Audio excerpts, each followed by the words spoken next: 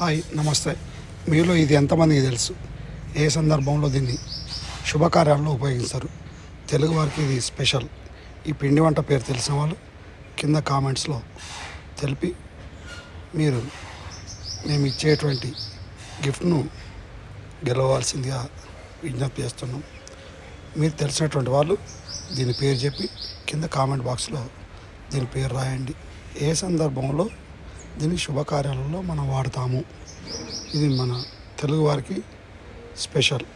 అనేక ప్రోగ్రామ్స్లో వాడేటువంటి కాదు, ప్రత్యేకమైన సందర్భాలలో మాత్రమే ఇది వాడతాం మనం.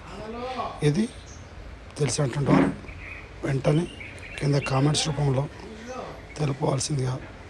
హిందూ సాంప్రదాయ పద్ధతిలో ఉపయోగించేటువంటి శుభకార్యాలలో వాడుతున్నటువంటి ఈ పిండి వంట పేరు మీకు తెలిసిన వారు కామెంట్ చేయగలరు.